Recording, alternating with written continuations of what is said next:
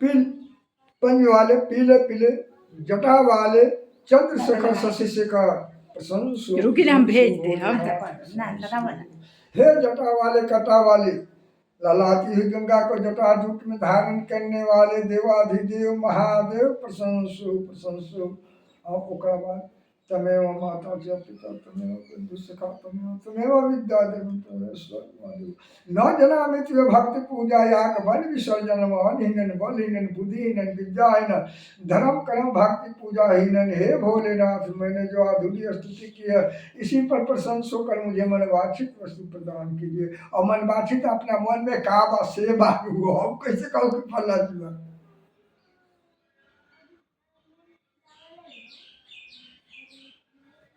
सावन जब आए ना 4 सोमवारी है जी। एक 16 सोमवारी तो 4 के 4 16 के 6 एक 7 रुद्र साल भर के 12 के 12 चौका 48 तो 8 4 12 द्वादश मतलब के संस्कृत में द्वादश का अर्थ 12 हो खले। आए व्रत के नाम बा उमा महेश्वर व्रत सतयुग त्रेता द्वापर शारदा संध्या नाम के एक ब्राह्मण की लड़की रहे। पहले के जमाना में 5 वर्ष के कन्या लड़का हो गए विवाह हो जाए गौना हो। लेकिन जब सिंदूर धरलक श्रद्धा के माथ में वही बेर पंडित के मृत्यु हो गई, विधवा हो गए। विधवा हो गए जैसे अपना भोजपुरी में कही बारी विधवा हो गया। उसके बाद में बहुत धीरे धीरे धीरे धीरे समय बीत गया। समय बीतने पर एक हमारे ही जैसे बुर्बक साधु भ्रमण करते जा रहे थे। आँख से नहीं लगता था, कान से कम सुनते थे। जेठ के महीना था, पीपल के वृक्ष था, उसका डेरा था, वो बैठ गए और सदा संध्या दोनों नाम है उसका। वो देखा कि एक बाबा आकर बैठा, वो पंखा लेकर हाँकने लगा। और जब इनको शरीर में ठंडा महसूस हुआ तो ये क्या किए कहे कि पुत्री मुझे प्यास लगा है। वो एक जैसे हो गिलास हो माटी की घड़ा हो उस समय चाहे सोना चांदी का उनको पानी पिलाया। जब पानी पिला दिया तो ये बोले साधु बाबा अंधक मुनि पुत्रवती भवा कि हे पुत्री तुझे पुत्र होगा। तब तक उसका भाई और पिता आ गया। कहा बाबा ये तो बाल विधवा है, हमारे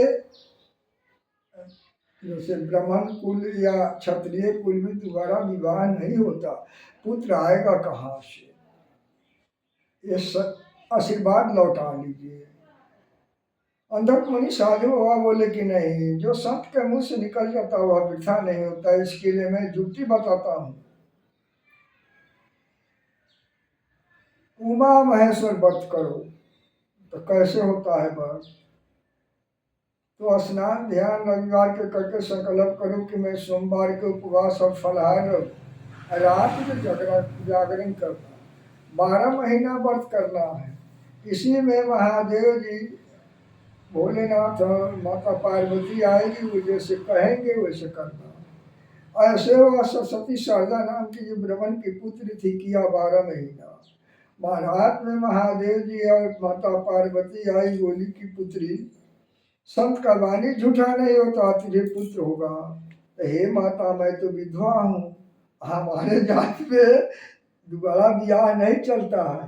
तो नहीं, तुम्हारा पूर्व जन्म का पति जो है हरिद्वार में जन्म लिया। तो श्रद्धा बोली कि यह कौन था जो मेरे सर में मांग में सिंदूर रखा। तो पहले जन्म में तो सुंदरी थी, आज भी है। तुम्हारा शादी हुआ उस जो हरिद्वार में जन्म लिया है उस पंडित से। तुम सुंदरी थी, ये नौजवान नौजुवक उसी बगल में था, तुझे देखकर मोहित हो गया। एक बार एकांत में पाकर तुम्हारा बाह पकड़ लिया, तुम इसे झकेल दिया। तुम्हारा चिंतन करते करते अंत में तुम्हारा ही नाम लेकर इसका मृत्यु हुआ। इसलिए अंत काल में गति होता है कि हमारा पत्नी होती तो इसीलिए पत्नी तो हुआ, शारीरिक संबंध नहीं हुआ। वो स्वप्न में जो तुम्हारा पूर्व पति है हरिद्वार वाला, वो स्वप्न में आएगा, शारीरिक संबंध होगा और तुझे पुत्र होगा। जब 7 वर्ष महाकुंभ को बीता है, 5 वर्ष और है, 5 वर्ष के तुम्हारा पुत्र हो जाएगा, तो तुम हरिद्वार जाना, तुझे देखकर वह ब्राह्मण पहचान जाएगा, तुम उसे पहचान लोगी और पुत्र जो है कि अपने आप उसको गोदी में चला जाएगा, अपना जीवन वही व्यतीत करना, लेकिन शरीर अलग है, पूर्व जन्म का पति है, इस जन्म में शारीरिक संबंध नहीं करना, सोने पर करना। ऐसा ही हुआ, वो गर्भवती हो गई।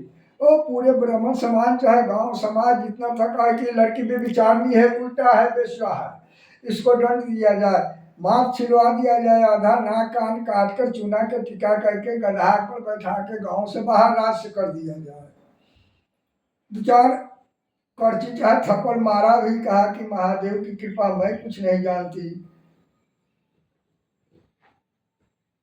लोग कहा कि नहीं है बेविचारनी है, इसको ऐसे दंड दिया जाए। वो कहा देवताओं, हे भोलेनाथ, माता पार्वती, जब यह सत्य है तो मुझे दंड दिया जाए। जब आपकी आज्ञा और साधु बाबा के आशीर्वाद है तो आप मेरा रक्षा कीजिए। उसी समय अक्षवानी विश्व देवता किया, जो इस लड़की कन्या को बेविचारनी, वेश्या, अपवित्र कहेगा, उसका जिहा टूट कर गिर जाएगा। 10 आदमी ऐसे मुचंड लोग कहा कि ना नहीं गलती है, अक्षवानी में जिहा टूट गया। अंत में लोग उस कन्या मतलब औरत को, लड़की को पाँव पकड़ा कि हे माता क्षमा कर दो, हम लोग अज्ञानी है, तुम सत्यवर्ती है। तो फिर अपना आचरा उठाया, कहा कि हे भोलेनाथ क्षमा कर दीजिए। फिर सबको जिया जुट गया और 5 वर्ष बीतने पर हरिद्वार गया, इसको पहचाना, इसको पहचाना, पुत्र अपने आप उसको गोदी में चला गया। यह प्रथम कथा सतयुग की है और त्रेता की है, तो उसमें तो समय लगेगा 2 घंटा। ठीक बा बाबा, दूसरा बेर आना फिर हम शाम जी जी ठीक बा बहुत। ये ब्राह्मण कुल और क्षत्रिय राजपूत कुल के सुमेती नाम रही, तो ओकर जन्म भेल ना, तो देश देश के साधु ब्राह्मण लोग आए तो कहे